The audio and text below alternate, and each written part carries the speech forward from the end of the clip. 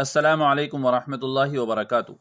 ناظرین کرام، آج جو خبر لے کر کے میں حاضر ہوا ہوں وہ انتہائی افسوسناک ہے۔ جی ہاں ناظرین کرام، اس خبر سے پورے ہندوستان کے مسلمانوں کو بہت بڑا دھچکا لگا ہے، اور جس بات کا ڈر تھا وہی ہو کر کے رہا ہے۔ ناظرین کرام، آپ کو بتا دیں کہ وقف ترمیمی بل تمام تر خدشات کے باوجود حکومتی منشا کے مطابق منظور ہو گیا ہے۔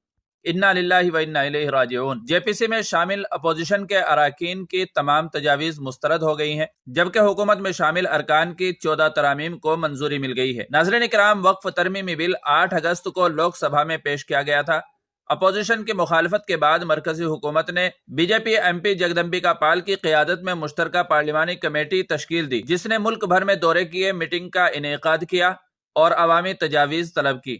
لیکن اپوزیشن کی تمام تجاویز کو مسترد کرتے ہوئے کمیٹی کے چیئرمین جگدمبکا پال نے پیر کے روز بالآخر بل میں مجوزہ ان تمام ترامیم کو منظوری دے دی، جس کو لے کر مسلمانوں میں زبردست تشویش پائی جا رہی ہے۔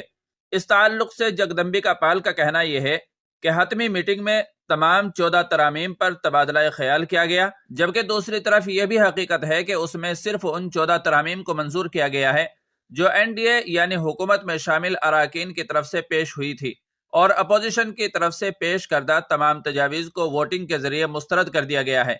لہذا اپوزیشن کے ارکان نے کمیٹی کی کارروائی پر شدید اعتراض کیا ہے اور اسے غیر جمہوری قرار دیا ہے۔ ٹی ایم سی کے ایم پی کلیان بنرجی نے کہا ہے کہ کمیٹی کی میٹنگیں ایک مذاق بن گئی ہیں اور اپوزیشن کی تجاویز کو مکمل طور پر نظر انداز کر دیا گیا ہے۔ انہوں نے الزام لگایا ہے کہ جے پی سی کے چیئرمین نے آمرانہ طرز عمل اپنایا ہے۔ 24 جنوری کو دہلی میں ہونے والی میٹنگ میں اپوزیشن ارکان نے ہنگامہ کیا اور کہا کہ انہیں مجوزہ ترامیم کے مطالعے کے لیے مناسب وقت نہیں دیا گیا ہے۔ کمیٹی کی میٹنگ کے دوران 10 اپوزیشن ارکان بشمول بنرجی اور اویسی کو ایک دن کے لیے معطل کر دیا گیا۔ جموں و کشمیر کے حریت رہنما میر وائز عمر فاروق نے کہا کہ ترامیم میں کلکٹر کو یہ اختیار دیا گیا ہے کہ وہ وقف املاک کو سرکاری جائیداد ظاہر کرے اور اس کے رجسٹریشن میں تبدیلی کرے، جو مکمل طور پر مسلم کمیونٹی کے خلاف ہے۔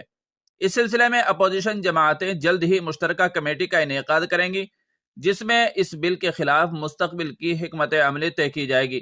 بہرحال یہ واقعہ بہت ہی افسوسناک ہے اور مسلمانوں کے لیے لمحہ فکریہ ہے۔ آپ سے گزارش یہ ہے کہ اس میسج کو خوب عام کیا جائے تاکہ عوام کو حکومت کی نیت کا پتہ چل سکے۔